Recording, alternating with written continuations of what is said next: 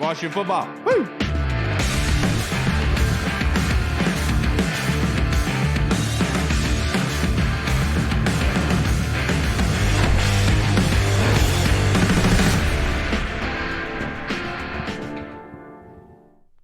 Hello, everybody, and welcome to the Burgundy Zone. I am your host, Kyle, and I'm joined by my co-host, Michael Reed. The Burgundy Zone is a part of the Frederick Podcast Network. You can find out more by going to www.listenfrederick.com. Hall's battery died on the way home from work. He's waiting to get picked up by AAA right now, so he says. But he should be joining us here momentarily. But the title of this episode is called Shook Ones. You know, respect to Mobb Deep's Shook Ones Part 2. They love that song. Felt like it was a good title for this episode, so we thought we'd bring in the best person possible to recap this Ravens and Commanders preseason game, and Kelsey Nicole Nelson. Thank you so much for joining us, ma'am. How are you doing? And I so appreciate that intro. Like, I'll take the best in anything. The kind words. Truly humble, but excited to be here with you all. I feel like I'm still feeding off the energy of Monday night's game in which the world was watching. So excited to break it down with you all and talk about some of my favorite cities. Absolutely. Isn't that crazy real fast how so many people like, and it's not just like one analyst, but like everybody's like, that was the best preseason game I've ever seen. Like that was insane. Like my phone blew up. Like I was leaving the stadium and everybody's like, Kelsey, you just were at the best everybody said that the best preseason game. I thought it was good. I'm not gonna say the best, but I honestly enjoyed it. And I just think everybody's feeling this new era of Washington football. I think, and of course, too, because how chippy things were in practice between the two teams. And, you know, we're from the area, fellas, so we know how it is between DC and Baltimore. Like, I just felt like everything really led up to that. And yes, the streak is finally broken. So there was that.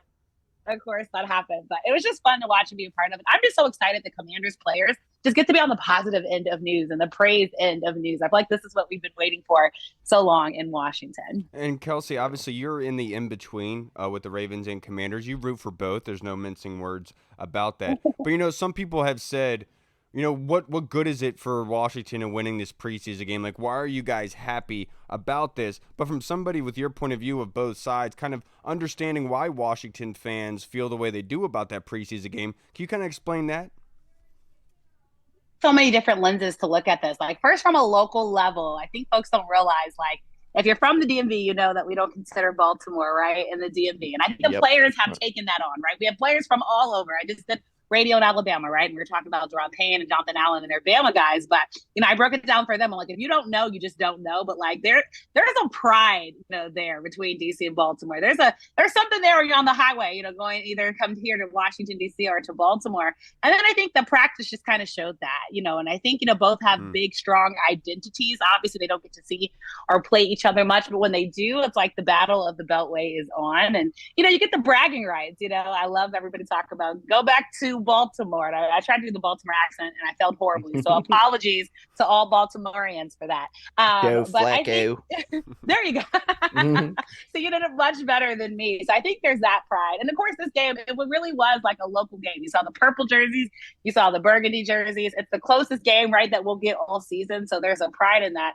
But I think the bigger thing for Washington is, let's remember, this is a new era, a new identity. Like, I know folks are laughing about, you know, Josh Harris in the interview that he did that pretty much, I guess, went viral now, you know, and talking about, well, did he have a little bit too much to drink or not? But let's remember, this is a Washington team that just missed the playoffs last season, got a brand new offensive coordinator, got a brand new ownership, you know, and finally there's positivity around Washington. I mean, ticket sales went up immediately after the sale was officially announced. You're talking about a franchise that was one of the lowest in ticket sales last season. You know, fans, you know, not wanting to have any pride for that team. So I think Washington being able to start this season, you know, undefeated, you know, whatever you say, it's preseason. Yes, I get that.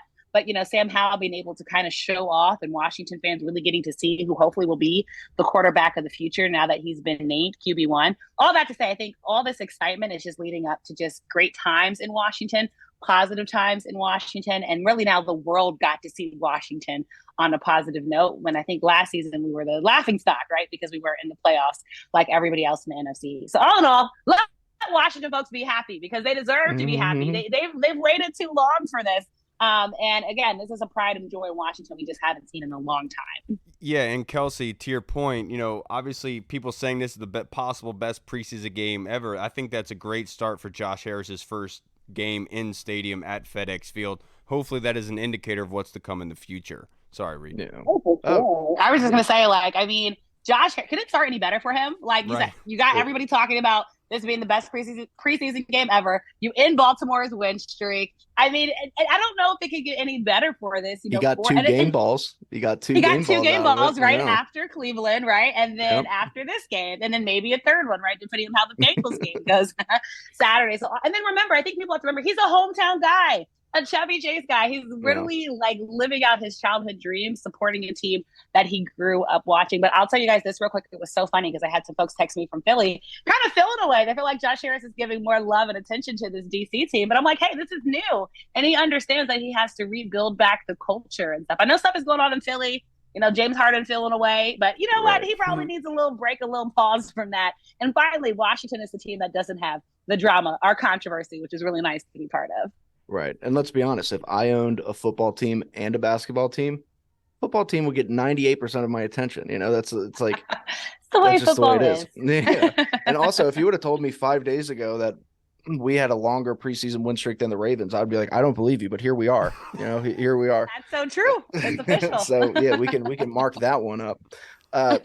So we know that the view from the Commanders sideline during these joint practices in the game, it was for the Dan Snyder era, the Ravens, like, even though they're a newer franchise, obviously they're always kind of just had the leg up on us. They've been better. Obviously they've won more Super Bowls recently. They've just been better than we have. So like when we went there and we were able to kind of punch them in the mouths and out physical them. I mean, London Fletcher said it after that first practice. We were just more physical. We were just there. We weren't backing down. We were asserting our dominance. What was the view like from the Ravens side? Like, do you think that they were kind of shocked? I mean, they're NFL players, probably not, but like, do you think that like this meant anything to them at all? Well, I think for Baltimore, they know the streak has been hanging on them, right? I mean, but if there's a pride in ball, I mean, think about it. 2015 is dated back to, like, that's wild. Right. Think about where you were in 2015. Yeah. That's why how much has changed. Yeah. That's why it's funny that like a lot of, and I know, look, I'm a Commanders homer, obviously, but that's why it's so funny when like some of the beat writers and stuff for the Ravens are like, the Commanders obviously cared about the streak. We didn't care about it. It's like, why don't you go pull up your tweets from 2017 when you started talking about the streak, huh? But I think, the culture of Baltimore, like, it's a winning culture, whether it's preseason or the regular season. I think that goes back to what you're talking about, that success in Baltimore. Every day is game day. Every man knows what they're trying to prove. And I think really Baltimore handed this off. Let's remember, Baltimore, I know people in Baltimore saying, oh, but it was the Commanders starters for 30 minutes versus, the Ravens second team. But still, John Harbaugh had an expectation. They were. And John Harbaugh still had an expectation. Let's remember, Baltimore's second team defense is still very good. I mean, the Ravens have prided themselves on that defense. Ravens, if you go into the castle, they're Under Armour. They have I Will everywhere. This is a winning team, a winning culture.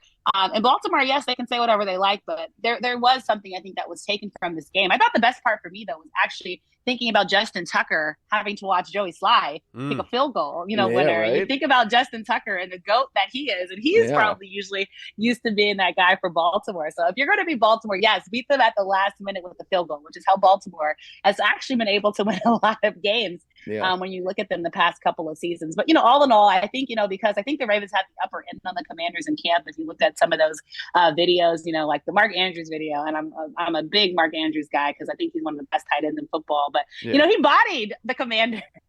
And so I think for the Commanders players to actually get back and, basically have the last laugh in the end, I think it meant something. And remember the young guys vying for spots on this team. Like that's a pride booster. Again, everybody knows what Baltimore's identity is. Again, this is a Commanders team. We're still looking for that identity. So all in all, I do think this did matter for the guys. This is probably the most preseason love that the Commanders will get all season, right? Because it was a Monday night game, an ESPN game, and then because it was against Baltimore. So it's a pride booster. It's a morale booster. And I think the Commanders need that. I'm still somebody that's still thinking about everything that went down with Ron Rivera and Eric Bieniemy and what came out about him being too hard on the guys. I think this kind of helps to shift that narrative and show why you need to have grit, why you need to be tough, why you need to be a dog on that football field. And so I think this also helped the Commanders get some pride back for some folks that some of them might. For some folks thinking that they might be a little bit soft. Yeah, and especially when you're on a team and you care about your teammates, and if your teammate gets hurt in a scuffle like that there's no meaning for, obviously it's going to add some fuel to the fire to kind of screw you over in a sense. So Mark Andrews should have been more wise in that setting. But Mhm. my next question for you, Kelsey, we can't get out of here without talking about number 14 for the Commanders. Sam Howell has continued to impress week in and week out, and obviously the blitzes are still a concern for me personally, but I have been impressed with the young man. What are your thoughts on Sam Howell? Oh, I think he's shown growth, and that's what we've needed in Washington with Mhm. quarterbacks. Usually, the growth has went the wrong way with quarterbacks in Washington. Yeah. It's been downwards, but Right. we need upward growth, and I think that's exactly what he showed. I thought after the Cleveland game, I thought he was okay, right? He did what you wanted. Obviously, you never like any quarterback to take a sack. But this game I thought was a lot better. But also, I think a lot of people are talking about Sam Howell, but I want to give love to their offensive line. I think that's if we've Yeah. been in Washington, we know they obviously deserve a lot of credit as well. Let's be honest, it's hard to be a good quarterback in Washington when you have the inconsistency that Washington has had. Remember, this is the Commanders' offensive line, folks, that allowed 48 sacks last season, which was seventh most in the National Football League, right? That's not something you want to be on the side of. You look at the adjustments Washington made, right? Signing Andrew Wiley and Nick Gates, and then Ricky Stromberg, who actually got some good praise after that preseason game, right? So all in all, you look at what they did in the draft. So I think Sam Howell deserves a lot of the credit. Played a clean game. I think and Eric Bieniemy, said he's pleased with the progress. And anytime you get that from somebody like EB, I mean, can you be any more excited? But the biggest thing is he didn't have a mistake. Right? The turnovers. I think that's the biggest thing in Washington, right? You can't have turnovers with this team. So I thought he played clean. I thought he handled it well. Going back to offensive line real quick, I know I think they've been more praised for the run blocking than pass protection. So that's going to be something you want to see continue to evolve this season. Again, you got to give Sam Howell time. He's still young, but being able to connect with receivers, Jahan Dotson, obviously a stud. I'm going to be tweeting that all season if you follow me. Diami Brown, I thought that was such a big moment for Brown to have because I think we all know just, rookie season and what that was like and just another player that you want to see growth from. And we know the potential connection. So all in all, I think Sam Howell played a solid game. I mean, he's getting praise from everyone. I'm not one to get praised quick. If anybody knows me, it's earned. I still have a small sample size, but I'm very pleased with all that Sam Howell has done. And I think the projection's only up. And again, Eric Bieniemy bet on him, and I think Eric Bieniemy so far is looking pretty good with this bet that he took on this DC team. Right. And with the Sam Howell thing, the praise, obviously he's looked good. He's been impressive. He's made some very good throws. He looks good doing it. I think a lot of people have been impressed with how quick the ball comes out of his hands and how accurate he is and the command of the offense. But it's 2 preseason games. That's it right now. We haven't seen enough. We haven't seen enough. Right. So people out there on Twitter we found our guy. Just don't set yourself up for disappointment because chances are with who we are. But so one thing that could really affect Sam Howell in the way that he struggles is going to be this Terry McLaurin injury. Turf toe injuries seem to linger for a very long time. So who has to step up and what do you think is going to happen with Jahan Dotson?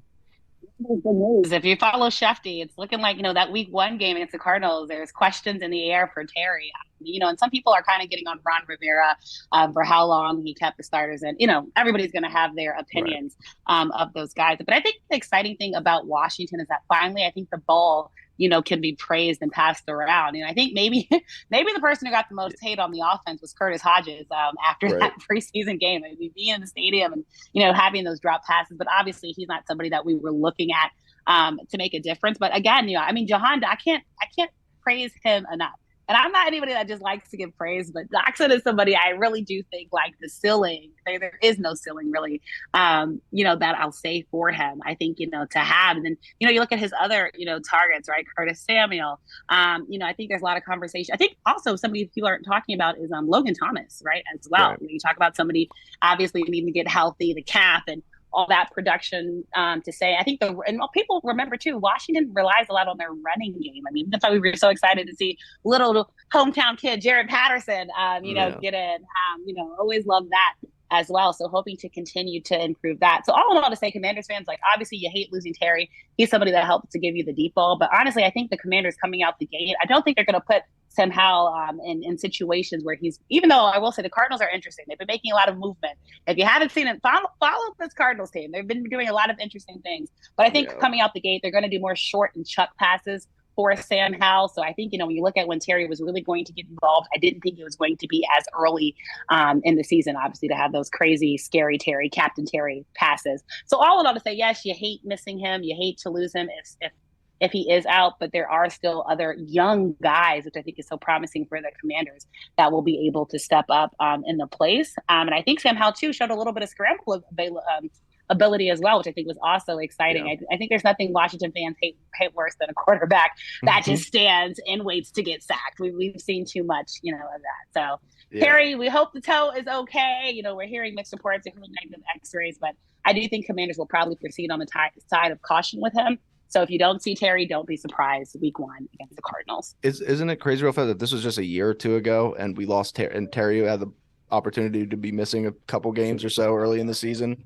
We would be devastated, but we've done a great job bringing in the wide receiver room, getting them together. I still am, because Terry is my guy, without a doubt. But to wrap this up, Kelsey, I only have a couple more questions for you. And shout out to Diami Brown. He really showed out in that preseason game against the Ravens. He has progressed himself, to your point, Kelsey, about being comfortable with that kind of depth with the wide receivers. He's really showing progress this offseason. But to wrap this up, I only have a couple more questions for you. First one being, the best play of the game. We got to talk about it, Kelsey. Sam Cosmi's gritty. Was it so bad that it was great? Oh my gosh. I have to say this because I have family from Louisiana. So I cannot condone that gritty, because I want to go home for Thanksgiving, which will soon be here. But all in all, to say, I give an A for effort. Like I told my students today at George Washington, you get effort points, you get participation points. So I will give him an A for that. But I hope they work with him a bit in the locker room if he's going to be showing any more of that. I'd like him to keep his morale. Absolutely. Reed knows better than anybody. Everyone loves to see a big guy dance. Obviously that's why he's a DJ. We do. On the weekend. Kelsey, my next question for you. Let's highlight this weekend's matchup against the Bengals. Obviously, there's not going to be many starters for either side possibly playing in this game. But who are some young guys that you saw in Washington playing in that game later on that you really are keeping an eye out for, that impressed you, that you're going to say, I'm going to make sure to keep an eye out for them during Cincinnati's game? Haven't talked about was Jartavius Martin, right? I mean, I think, and you look at somebody who really got the crowd excited. I mean, just wow. I mean, who saw that coming? I thought, I'm gonna say it, a hell of a play. Incredible. Really a game changing moment, right? I mean, I thought that really changed the tide of the game. I mean, we had to look back at it. We're like, wait, did he really get that ball, right? Second quarter, Ravens, 2nd and 3, 21-yard line. It looked like a for sure, Ravens touchdown. Josh Johnson probably ready to celebrate. All of a sudden, the ball goes through and he grabs that. So I thought that was really, just really great. And let's remember, this is a Washington team that we were looking at the secondary for to see if they could shore up. It's funny. I know last show we were on the show with Greg, and I just sent Greg this great article that was written on his son Cam, and the high expectations. But very excited, I think, for Jartavius. And I think there's a lot of Commanders that when we look at who's going to make this team, I think somebody I'm actually looking at, fellas, is William Bradley Keene.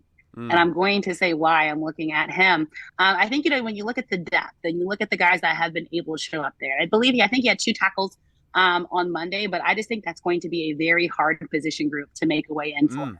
It just is. And so I think he's somebody that definitely, keeping an eye on. You look at, James Smith-Williams or Tuhill, and all the other guys, that have been able, I think, to kind of show out and step up. I do think that defensive end group is going to be one that the Commanders are going to have to make a little bit harder decision on. So definitely, I'd say, look out for him as well. And a lot of people have been talking about the cornerbacks. So Wild Goose, I think, is another one that you could potentially, look out for. I know people can say maybe he wasn't in the right position. I get that, but let's remember, it's football. You got to be where they put you. You got to be, where coach called you to. And if you're not the greatest at that, you're going to have to, get better at that. So all in all to say, I think those are the guys. But Jartavius, I think I'm probably the most excited about, because I haven't seen people get that excited in FedEx Field in so long. And it was just so great, fellas. Were you guys at the game? No, we were not at the game. No, unfortunately. I wish you guys could just see how I have not felt FedEx Field like that in a very, very, very long time. So I just think look out for that. I mean, after that, how could you not root for him? So I think he's going to be a fun one to watch. But really quickly, I want to say for the Bengals, I don't think enough people are talking about Joe Burrow and his injury. Is it just me? Yeah. I don't know. I just I haven't heard a lot of conversation. And I know it's preseason, so obviously I'm expecting him for that. But I keep hearing great stuff about the Bengals, but I'm like, Joe Burrow is the guy. Like, where's the chatter? I saw So an that's interview. something I've been looking for. I saw an interview their head coach did, I think like 2 or 3 weeks ago, and he just said Joe Burrow is walking around the facility like normal. But my whole thing was like, is that really, that has to be a lie, right? I mean, like, why are you even saying that? It's so interesting, and obviously Joe Burrow has proved that he can come back from injury. I get that, but this is a Bengals team that's competing in a very, we just talked about the Ravens are competing in a very, tough division. People talking about Kenny Pickett in Pittsburgh. I'm not sold on him yet, but still, obviously, we know what Baltimore can do, and obviously, we're a team that just saw Cleveland. So all in all, I don't know. I just think it's been really interesting just hearing the lack of media attention. I don't know. Maybe Joe Burrow's PR team is smarter than us and knows how to keep the chatter down. But I think that's something that should be discussed a lot more, especially as we're in the league of quarterbacks. Right? We keep talking about Dak Prescott and healthy quarterbacks that we're just hoping that don't make. Well, maybe in Washington we're hoping make mistakes. But I just think there should be a lot more news around that. And to your point about the media coverage, the one line that always comes back to me in these sort of cases is, if a tree falls in a forest and no one's around to hear it, doesn't make a sound. If the media really wants to keep an eye on it, if they had that big of a voice, they will. Doesn't look like Cincinnati's media conglomerate is really all that looking to get some evidence there, Kelsey. I can't thank you enough for joining us, ma'am. It was a pleasure. Like, you were the one person I wanted to talk to about this game just because of that connection there. And I can't thank you enough for jotting out some time for us. I know you're very, very busy with everything you do. But before we get out of here, would you like to plug your social media handle, just in case anybody watching hasn't followed you yet and would like to? Of course, and again, I want to apologize to everybody. I love to see your smiling faces. I'm so sorry my face is not on. Allergies have got the best of me in my adult life. But hopefully next time I come on the show, that is not that case. But I am on social media, The Real K Nelson. Follow my website, Kelsey Nicole Nelson. So excited to be covering the game this season. If you'll be at games this season, I'm going to be present at more games. I'm also super excited about that, to get back with fans. And also watch my social media, because I'll actually be hosting some watch parties with some former Commanders players. So I hope you guys can come out and join. So be on the lookout for that. Absolutely. We'll be there week 1 celebrating with the UK guys in section 305. So I'm sure we'll see you out there at some point, Kelsey. I can't thank you enough for joining us, ma'am. Have a great night. Enjoy your weekend. Enjoy the games this weekend. Thank you. Enjoy joining you all. And I just have to quickly say, it's been so fun to hear more folks find out about Frederick. I don't know what it is, but people keep hitting me up like, Kelsey, weren't you grow up near Frederick? So it's just great to actually be with guys who know where Frederick is and understand the culture. So thanks again for having me, fellas. Have a great one. Of course, Kelsey. Have a great night. Thank you so much. All right, everybody. We just spoke with the most popular person between the DC and DMV area. But it's really funny about that because I was texting OG WCC, who apparently lives or is familiar with the Frederick area. And I was talking about West Virginia and Frederick, and I was like, yeah, I used to go to Bass Rock all the time before I was 21. We'd go down there and party. He was like, how do you know about Bass Rock? I was like, bitch, how do you know about Bass Rock? What are you talking about? OG, I work in Frederick. I'm down there every day, dude. If you see me out there, honk your horn. I'll be working on one of the corners down there wearing something tight. Yeah, and you missed my joke earlier, by the way, because I made a comment about Sam Cosmi's gritty in that game and said, everyone loves to see a big guy dance. And I said, everyone knows that, including Reed.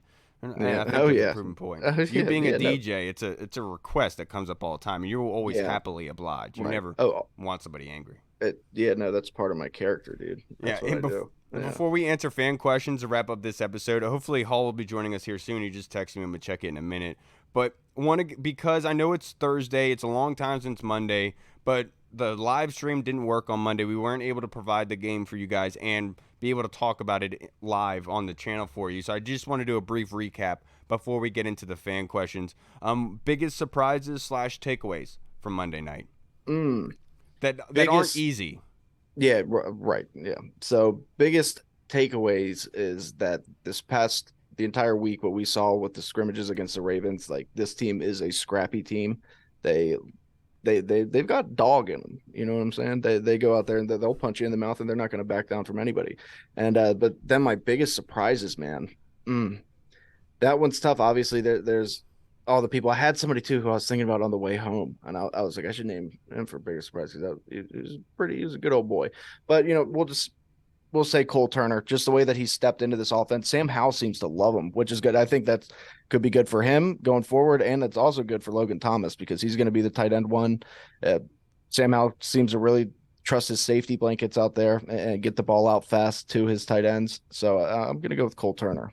No, that's a really good one. I think State Farm did a great job on Saturday night on Monday Yeah. night. I Oh haven't yeah. it's Thursday and the all 22 finally became available to me. And so I had maybe 30 minutes before we started recording to be able to go through, and I haven't even tipped the iceberg of the film watching, but I will be able to go and watch more of Fromm. But I was impressed with that because I did not think Jake Fromm was capable of coming through No. for the Yeah. Commanders like that. Right. And my other big takeaway, I think, is Diami Brown. And the reason why I say that is because the one thing with Diami was, can he progress his game in the short and intermediate ways in creating that route separation, being able to fight for the football. A lot of times, like you saw him, was only using those 9 routes a lot last season. When you saw in that game him fighting underneath in the end zone, that's proper technique. Some guys, that wide receiver in that end zone, would go over top of the DB and not Right. allowing Sam Howell to have that connection right into his body. The fact Mhm. that Diami finishes that, fights for it inside, and then catches it for the touchdown, I think says a lot about where Diami is at the moment. And his progression has been immense up until this point. And I've Yeah. talked about it on the spaces with Deuce in the lab, all those guys. And I don't think I think it's purely because he noticed that this is an opportunity to play with his college quarterback. And there's not many wide receivers in this league who have that ability, and they would love for that chance. And I think that he worked really hard this offseason to make sure he wasn't going to squander it. And that's what you're seeing, is that his hard work of this offseason blossoming in front of your eyes. But that stupid concussion, dude. Yeah. Yeah. It's tough, but like you said, shout out to De'Ami Brown. I mean, you see that former teammates in college that go to the NFL together. Like, I mean, Jamar Chase and Joe Burrow. I said this on Big Doug's podcast last night. Sam Howell is Joe Burrow. I'm just kidding. I just like saying that because I like getting people riled up. But it's very interesting because they have that chemistry. I mean, that was his number one wide receiver in college up until his final year, and that was a very good play in the end zone for, you're right, to run a shallower route to stay closer to Sam Howell and keep his body between him and the DB. So that way Sam gave Sam Howell a chance, and he took it. And you just got to be so impressed with everything that this passing game is doing right now. And it's still early, obviously, but like, just the throws are coming out in rhythm. They're short, and it's just got to get you excited. Last thing I want to say to everybody saying that Washington played their starters on offense, all this other stuff, like just to beat the streak, you're going against our third, fourth string. You're right, dude. Maybe you are right, but guess what, man? You shouldn't have been talking shit. You Yeah. shouldn't have done that to Danny. You shouldn't have done that to Right. E-Man. And now look at you. You look stupid. All right, Yeah. now let's move on to our fan questions. And this next one is from the Colonel. His question is, Reed, the Ravens preseason game is the best that I can remember. No one can convince me that John Harbaugh wasn't trying to win that game and extend their 24-game streak. Which leads to my question. Is anyone else impressed with Jake Fromm's performance leading the final drives, allowing Joey Slye to kick the game-winning field goal? Is Fromm even in the discussion of being Howell's backup? I think it was a gutty, impressive performance, and he should at least be considered for the practice squad. Right. And so, first of all, the whole narrative that people are putting out there that it's preseason, nobody tries to win preseason games. First of all, that's bullshit. If that was the case, they wouldn't have been blitzing as hard as they were towards the end of the game. Second, if anything, that makes some of these guys, even though they might not be as good, try harder because this is their livelihood on the line. This is the only chance that they have to go out there and make the team, make millions of dollars, be set for life, be fine. Like, this is all that they have. That's one of their final shots. It's the second preseason game.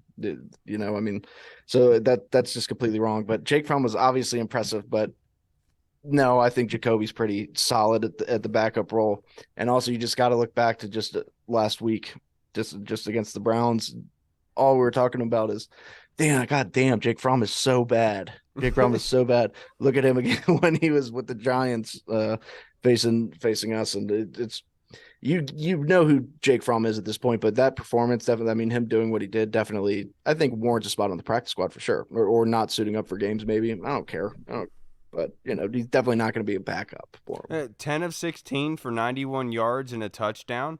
It's good for Jake Fromm, obviously, and the Colonel said that Jacoby Brissett looked lackadaisical, and I made a joke. He definitely. Yeah. I made a joke in the spaces with Deuce and in the lab. I made a joke and I said, look, Jacoby just didn't appreciate everyone comparing him and Howell about him possibly being a starter after his performance in game one. He wanted you guys to shut up a little bit. So what he did is, he just was lackadaisical in this game. That's true. That's temper smart. expectations a little bit, Right. But with Jake Fromm, what I see out of Jake Fromm is a younger version of Chad Henne, where you're getting a guy who if you're starting, you're not looking good. It's a very bad situation.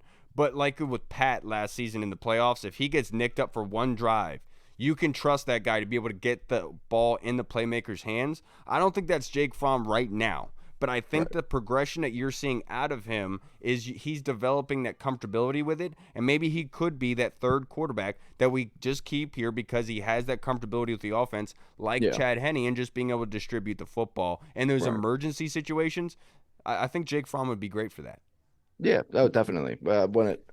It's just, he is Jake Fromm. We know who Jake Fromm is. Yeah.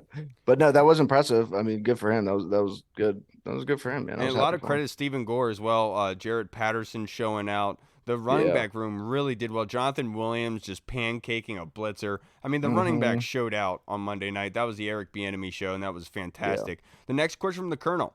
I knew this one was coming. 2 weeks ago, I asked you hosts whether the Commanders would go with consistency or distance at kicker.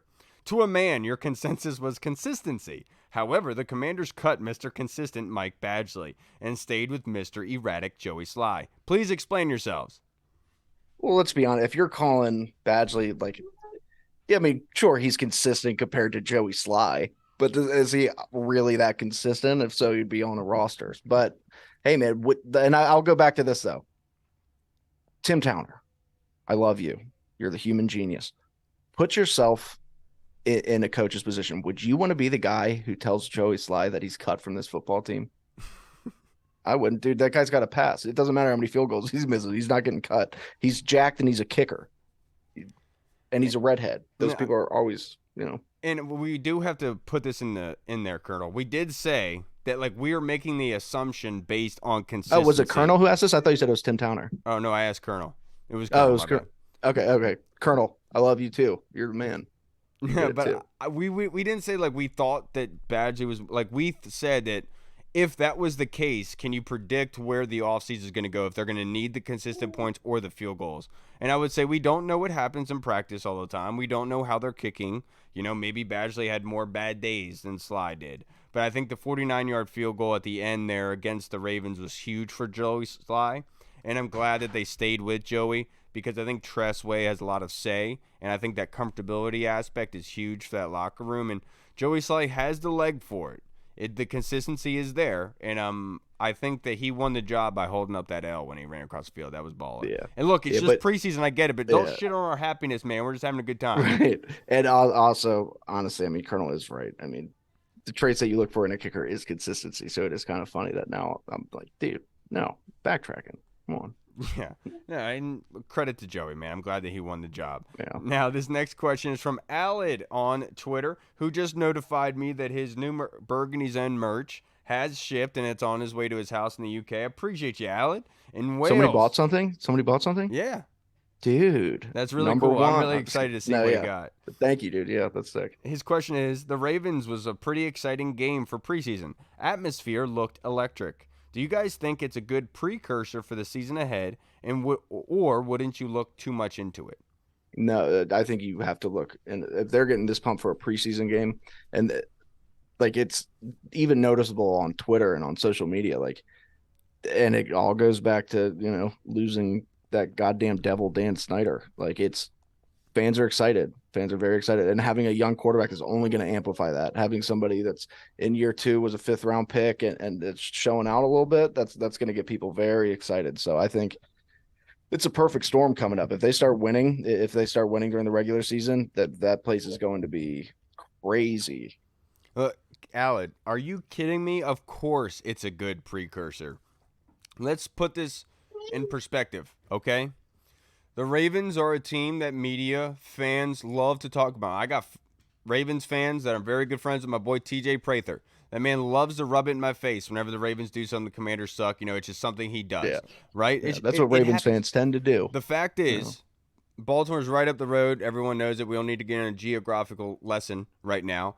But the fact is, did you see an overwhelming amount of purple in those stands? Did you see an overwhelming amount of purple and black? No, and that's why I'm saying this is a good precursor, because Washington is finally getting home field advantage. And I think that's what you really saw in that preseason game. If it was still controlled by purple and black, I would say I'm not sure. We still got to look at week 1. I'm expecting a sellout, but maybe it's going to be a lot of other fans and stuff. What I saw on that Monday night game for preseason, how excited everyone was, and you didn't see the Ravens' presence, I think that's showing that the home field advantage is back. And when that's going to hit us and smack us right in the face week 1 when we go to our seats and we look down and the entire place is packed to the brim and you see burgundy and gold everywhere. Yeah. I mean, and also, I mean, it was kind of telling, like, once the sale was kind of official or whatever, or maybe it was a little bit before when it was known it was coming, it was like all of a sudden the season tickets are just, they're gone. The suites are gone. Everything's sold out so fast. Like, you think, come on, you think that place was jumping on Monday night for a preseason game? You see, imagine what it's going to be like week 1, first game post Dan Snyder era. That's going to be pretty nuts. Well, and especially given like the opponent that we're going against, who doesn't have a huge, I would say, a national fan base, right, grasp of things. Like even Miami, we were surprised with how many Miami's fans would travel. The fact that the Ravens fans aren't even coming, that was kind of crazy to me, man, because I would think that they would come and just love to rub it in our face, but that wasn't there. It's like it's Washington now. It's ours. And it's crazy. Was Dan paying all those people to come to our games? What was happening? I mean, it's true, though. Let's see, it's fun. I like to say this, but it's really not the situation. Like, people used to be like, why don't you go to that many games? I'm like, because I don't support Dan Snyder. Meanwhile, I have a podcast that supported his franchise for free. I didn't want to point that out to you all those times, but it's okay. That, and I mean, just the fact that, I don't have money to go to games all the time. You know what I'm saying? Them rich men north of Richmond are trying to keep me down. No, and I wish I could be a season ticket holder, man, but literally it's just not possible. 8-month-old and a 2.5-year-old, it's just impossible. No chance. I can't leave my wife at home all day long, like that every single weekend, or almost every one.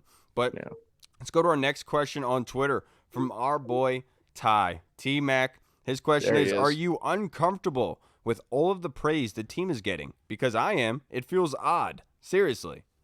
Yeah, it's kind of that ugly duckling syndrome, isn't it? Where, like, for years, it's just that nobody gave you any attention. Everything you did was wrong. It sucks. And now all of a sudden, got a new owner. You got a good young quarterback who's looking like he could be something special and exciting. You got a lot of exciting players. All of a sudden, national media, guys are wearing Commanders stuff on NFL Network, and all of a sudden, it's just weird. It's like, I don't know how to take it. I'm not used to this kind of attention. I don't know what to do with myself. Yeah, I will say I was driving to Giant yesterday to grab something for the family. I saw a young man walking on the road with a Commander's shirt on, made a note of that, not something I typically see in Montgomery Village. And then today I was doing work down in Alexandria, and I saw a young man being walked to school by his parents. He was wearing a Commander's jersey. And so it kind of is crazy to see the excitement that is being generated. I'm not going to say that I'm scared by it because I understand what you're saying. Like when 2012, you went into that season thinking that, okay, we have our quarterback. We might not be great, but at least we'll be able to build on something, right? We have our guy. It wasn't expected for them to go to the playoffs and kind of light the league on fire. And that's where I'm kind of like, have always viewed this team where if they're talking big about us, that means there's something bad come down the line. If they're talking bad about us, we might be able to make something happen, like in 2020, for example. So I understand where you're like kind of trepidatious, kind of concerned about all the love that we're getting. But I'm not I think that the guys deserve it. I think the players deserve it. I think the organization deserves it. I think the fan base ultimately deserves it. They have been just in misery for so long, just not in the previous couple of years, but just a very long time, a lot of negativity, Right. And I'm not going to say it scares me, but I am excited for what is about to happen because I generally believe this team is a lot better than they're giving credit for. Right. And I just want to go back to something real fast. You said that like it was weird for you to see the people wearing Commanders gear in the places that you were hanging out. And like, isn't it just weird for you to see people wearing any clothes in the places that you hang out, Kyle? It's usually just a bunch of guys without shirts in the places that you tend to linger around. You're lucky I was listening to it because I almost missed that joke. I know, you completely zoned out. No, but to be honest, dude, I would notice comms gear before, but it's not. It's like I would see it maybe once a month, but seeing it multiple days back to back, it really is eye-opening for me personally. And I know that we've talked a lot over the years, and I'm just really happy that this is where we're at. I've said on this podcast before, I've gone to war with people. I've gotten these arguments about having pride for your team and showing up for your team Yeah, like the you're all Bills. about pride, right? Yeah. And I'm just happy to see the excitement again. I'm happy to see something that I have never seen before in my life with Washington and this kind of excitement. I know 2012 was one thing, but it's 2012 entry to that season was not like this. This is completely and utterly different. And plus, the entire time in 2012, we are worried the world was going to end in like December. Remember that? Yeah, I remember. Yeah. That. Hilarious. Now, the next question we have is from Tim Towner in the Discord. Thank you, Timmy. There he is. Do you expect to see any starters versus Cincinnati? And if so, which ones? I hope not. I really hope not. I mean, I'm trying to think, like, the left guard competition is super interesting because this whole idea that they're going to rotate, like Ron Rivera talked about, it's just, come on, dude, stop doing that. Just pick somebody and roll with them. So, I mean, you'll probably see those two battling it out. I don't know what other starters you're necessarily going to see, if that, but yeah, I don't know, man. I don't want to see starters. Let's put it that way. You don't want to see starters. I would expect Stromberg isn't a starter, but I would expect for him to get a lot of run, obviously. One guy I would say, or two, I would say Cody Barton and Jamin, they do need a little bit more work. I'm not sure if you would classify Quan as a starter, but Quan does need more game reps. He made, on the first series, that one touchdown he threw to Brown, that was thrown to Brown, or not Brown, who was it? Zay Flowers. That he Zay Flowers is good, by the way. He obviously screwed up. He obviously screwed up his outside responsibility. But on the play before that, there was a wide open defender behind him that could have been an easy walk-in touchdown. So there's little small mental mistakes, but obviously he made up for it with the interception. But there's mental mistakes. It's not like I want to pick on him for that. I want to see how he's getting better with those mistakes. Is he making the same mistake over and over again? I want to see. That's what Jack Del Rio said. Yeah, I want to see him in this third game to see how he transitions and kind of learns off of that. Like we've heard with Sam Howell, he corrects himself, self-corrector. I want to make sure that's with Quan, because I wholeheartedly believe in Quan. And when I saw those on film, it's kind of like, oh my, what are you doing? Right. But it's one of those things where a young guy is probably just thinking too much. Well, that's exactly. Jack Del Rio made it a point to talk about that today. He was like, Quan Martin, he's doing a great job. Of course, he's a young guy. He'll make some mistakes, but he doesn't tend to make the same mistakes twice. Like he tends to learn from it. So that's encouraging. I mean, for Jack Del Rio to see that, I feel like if he was messing up all the time in practice and stuff, it wasn't correcting himself. Jack Del Rio, come on, the boy, he gets a little fired up sometimes. Jack Del Rio would, what he would do. Yeah, but honestly, I can't think of any other starters that I'd want to play in this game.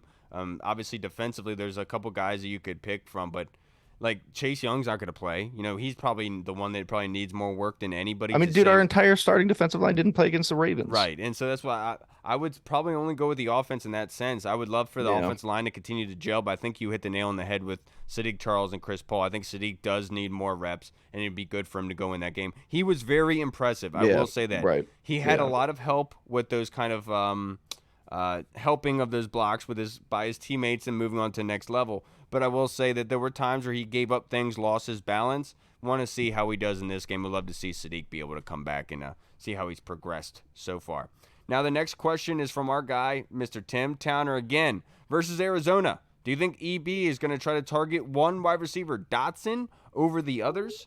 KC would always scheme to get one receiver, Tyreek Hill or Kelsey, the majority of the targets. Does our wide receiver group, AG and C4, have the maturity to handle a situation where one or two guys get the majority of the targets? Great question.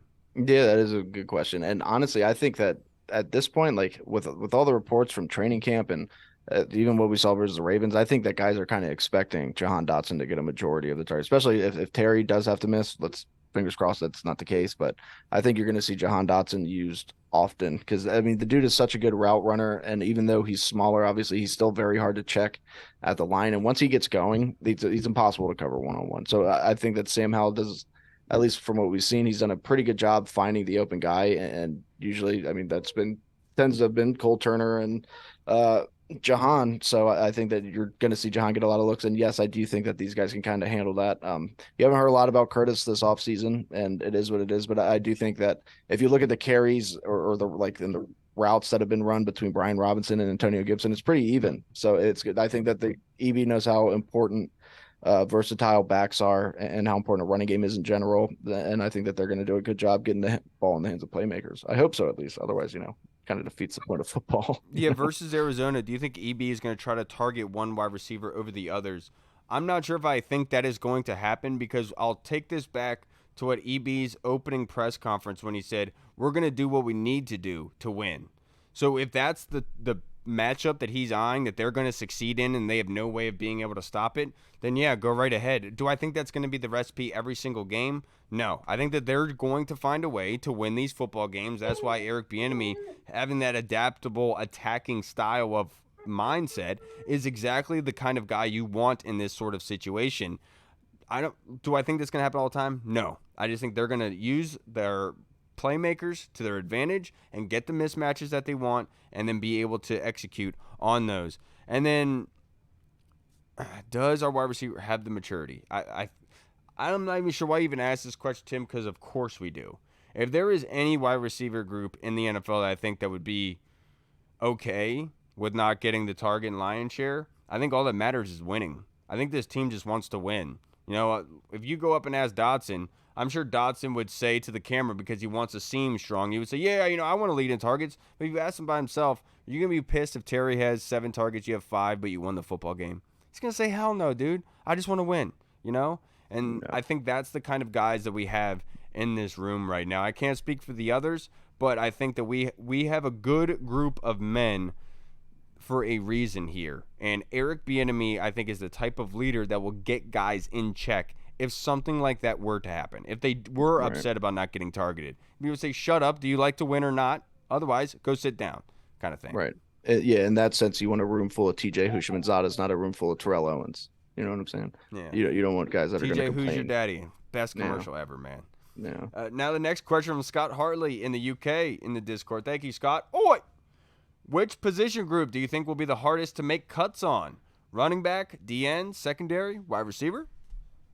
Secondary to me is still like there's so many different ways that you can kind of see it going, just with the versatility aspect of it. Like, so many guys are slot corners / safeties, or they bring so many different things. And there's a lot of good corners. There's a lot of guys that have been here for a long time as well. And you brought in 2 new guys, and some players that fans like are gonna get cut, and it's going to be very interesting to see how many DBs they use, what positions they kind of lean more heavily towards. I think the defensive backs is going to be a very interesting one to watch.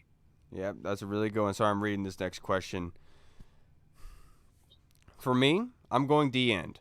And the reason for that, Andre Jones' emergence. Yeah. We heard Kelsey talk about William Bradley King. That is a guy that was AJ drafted Henry. late rounds last season, right? And that's a name kind of gotten forgotten about. Shaka Tony. I'm just kidding. Right. And and then, obviously Casey Toohill, James Smith-Williams, Montez Sweat, Chase Young. That is a loaded DN group. And you have some quality veteran guys there, but you also have these young dudes that you have invested in and have progressed. I think this is probably the most hard one, because with Andre Jones, do you risk putting him on practice squad for another team to get a chance at him? Right. And if you are doing that, who are you keeping and not allowing to go? Because possibly Casey Toohill, like Will Bradley King, James Smith-Williams type stuff. Obata. You might be losing a very productive DN because you want to keep those young guys. So for me, I think it's the DN group that's going to be really the hardest one to be able to do. I think wide receiver is going to be much easier than people think. Yeah, especially, once you kind of factor in the return aspect of wide receiver, like there's a lot of good guys, but like that's going to be a huge thing, is if your wide receivers come in front, this is going to be a return man. If you're using one of them, it's going to be. Yeah, and Chris, this next question, Chris Comerton. I'm sorry, Chris, I didn't read this before I read Tim Towner's. His question was, EB sounded like the starters might play in the 3rd preseason game. Do you think they should or shouldn't play? He said, I personally think some should, specifically the O-line, and I think you agree with Chris. We've already talked about that. Great question, Chris. I'm sorry I botched it. Now, the next question in the Discord is from Orange Crush 92, and this is a great one. What do you say to people What do you say to leagues that want to change a tight end roster spot to a tight end / wide receiver? Do you agree or disagree? Yeah, I think like I'm a traditionalist when it comes to the NFL. Like I'm so pissed off that they're allowing wide receivers and all these different players to wear different jersey numbers. Like I'm like, come on, wide receivers are one or are 10 through 19 and 80 through 89. This isn't that hard. I hate seeing guys wearing number one, even though now it's kind of cool. But that's just kind of the way that the NFL is going. Like it's Travis Kelsey, some of these guys. I mean, even Mark Andrews, even though he's a king douchebag. And then I mean, some of these new age tight ends, they're basically just wide receivers. It's Right. like there's so many of them that are just like getting a tight end that can block really well as run routes like that is such a it's not nearly as common as it used to be. I'll say that. So I think I can see that happening, and I can see it. I'm okay with it. I'm all right as a wide receiver / tight end. No, I'm not okay with it. I think that's a really stupid idea. You have wide receiver spots for a reason. You have flex spots for a reason. If you can't draft a tight end and you can't get good production out of a tight end, you need to do better. I don't know what to tell you guys. It's kind of ridiculous that why do you need to change up the tight end roster spot? Look, if you want to add a wide receiver to that tight end spot, that's fine, but it won't be PPR, and you won't be getting 1 point per 10 yards. You'll be getting 1 point for 20 yards. If we really want to be a dick about this, because that's kind of a ridiculous notion to put out there. Oh, well, I can't really get a tight end, so can we make it wide receiver and tight end? Then why don't you just add 3 wide receiver spots? Do you know what I mean? Yeah. The thing is, doesn't they make serve sense the to same me. aspect. They serve the same purpose. It's like you're just looking for catches. You're just looking for yards, touchdowns, But obviously. the point So, is, of but fantasy no, I football, know what you're saying. I'm just trying to say it from the other I from got you. I guess what they're saying. But Fantasy no, I think football you're is yeah. trying to replicate real life football in a data kind of Right. format, right? Yeah. You need a tight end. It's not like anybody's walking out there without any tight ends on their team. You need one. It's a position that you have to fill. I just don't like when people try to change like the super flex league with like a quarterback on your one flex. I think that's so stupid. Like, why are you guys The two ruining something quarterbacks, so that's great dumb. already? Yeah, that's ridiculous. But no, I mean, yeah, I guess you bring up a lot of good points. I'm very easy to persuade Yeah, I know otherwise. you So are. now I'm 100% on your side, dude. You should have seen me during the debates last night. I was so easily persuaded, dude. I'm not gonna lie I to didn't you. I watch did them, not dude. I even didn't even know they they were were on. on. I didn't know they were on either. As long as Trump Dog's not on there, so I don't care. You know what I'm Dude, saying? I didn't And the only know. reason I care that Trump would be on there is because he's funny. I had He's so no funny idea. during I went to bed debates. early last night. I had to be at work at 5 a.m. today, so I have no idea what Yeah. transpired. I really don't care, to be perfectly honest with you. Neither do I. I'm Yeah. out of that game. That long It ago was that has just left me behind. yeah, it's Hey, so funny. all right, before we wrap up this episode, let's talk about against Cincinnati. I asked this question to Kelsey Reed, so I want to ask it to you and I in a weird kind of way. Some guys that really popped off Monday against the Ravens that you're looking forward to seeing against the Bengals, because Ron Rivera had kind of said a lot of the guys who didn't get a lot of playing time on Monday night are going to be playing a heck of a whole lot on Saturday against the Bengals. So who are some guys you're eyeing? I want to see what Kaz Allen can do, man. I'm waiting for this dude to break one during the punt return game. He's shown a little bit when it comes to running routes and stuff, and I want to see. I want him to make the team because I want an explosive return man, and so I really want to see. I'm interested to see what Kaz Allen does. Also, just part two, even though I don't think it matters. I think that the quarterback competition is done. It would be good for Jake Fromm's career if he went out there and played well again. Like if he goes out there and struggles and is missing throws and missing open guys and just looks like he did week one, then it's like, dude, what do you why are you even around here? But Yeah, that's a really, really good one. For me, it's Ricky Stromberg. Keeping my eye on good old Ricky. Everyone's kind of talked about him. It's kind of been beaten to death by this point. But I'm really excited to see how he's continuing to progress. Most likely he will be starting on Saturday night. So keeping an eye on big number 53. The other guy I'm paying attention to is not on the Commanders, but he possibly could be in the near future. And that is my I know boy where you're Jackson going. Carman. I know. Jackson Carman playing for the Bengals. It's been hypothetically said that he possibly could be a casualty, be cut by the Bengals. I know what everyone's saying. If he's cut, he's got to suck. I'm telling you, he doesn't. But if he does become available, if Washington were to select him, oh my goodness, I would get naked. I would get Damn. naked. Yeah, you would. And I would get you'll do naked. it. But I'm keeping my eye Yeah. on Jackson Carman just to see how he does against this defensive line group because we talked about it's a really good depth group. And I'm just Yeah. keeping my eye on my boy because I've He's beat it versatile, dude. We into could the definitely use somebody like that. Yeah. Damn, I didn't know. I mean, I know you don't care, Kyle. You're not a wrestling fan, but Bray Wyatt just died. Oh, rest in peace. Who is that? Yeah, he was a big wrestler for like a young guy. He's been around over like the last 15 years or so. Oh, okay. He's only 36. Yeah, he's sudden too. That sucks. Yeah, and the last thing we'll say, I think Ron Rivera getting a bunch of crap for the starters playing as long as they did on Monday, I think that's kind of unfair, and I think Ron Rivera's kind of told you what has happened with the offense up at this point. It's EB's show, and if you go back in the previous years, were starters getting injured early in preseason games for playing a long time before, and kind of be indicative of the kind of change in the culture here. Is all I'm saying. So just ease up my guy a little bit. Warren Sharp's a douche for that. All right, everybody. Dude, Warren Sharp's such a.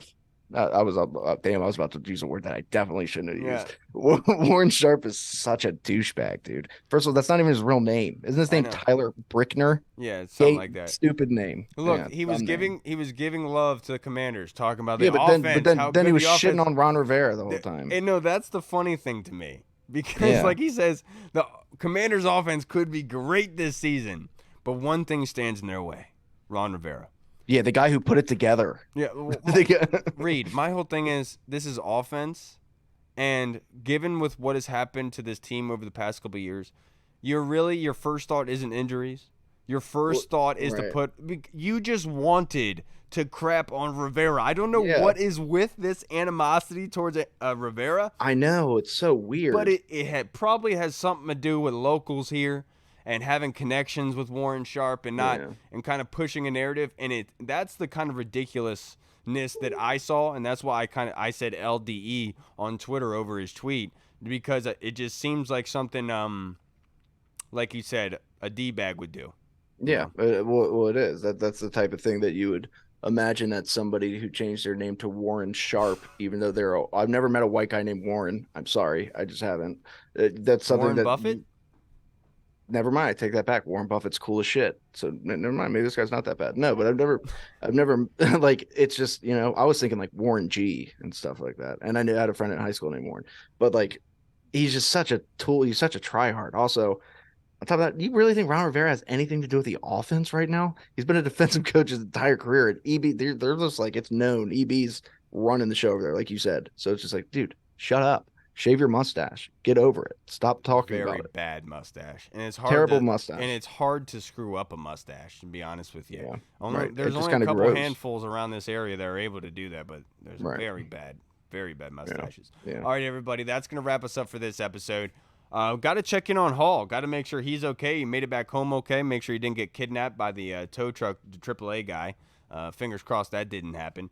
But we will see you guys on Monday with a great episode that we're going to have detailed for you. Please have a great and safe weekend. Don't do anything stupid. Enjoy the game on Saturday night. Let's pray for no injuries, no more catastrophic injuries. Let's pray for Terry McLaurin and his quick and speedy recovery. We know that it got released today. He possibly could not play week 1. But I would say based on what Arizona is doing with their team, that might not be the worst thing in the world, in my personal opinion. You know what I'm saying? All right, everybody. I'm Kyle. And I am Tyler Brickner. Yes, you are. And we will see you guys next week. Have a great, safe weekend, everybody. Washington football. Woo! Hey, what's up, everybody? It's Kyle. I just wanted to say thank you so much for watching. And if you liked what you saw, make sure you hit the subscribe button and the notification bell. That way you get notified when anything new is uploaded to the channel. Also, we just launched theburgundyyzone.com. You can go there and find all of our latest news, articles, and the latest episodes that are uploaded. Again, we also have the Discord chat server, where all of our VIP folks are in, like Andy Burrows, Scott Hartley, Sergio Martin is in there as well. Don't miss out on the Discord chat server. Go and check that out. Until next time, everybody, Washington football. Woo!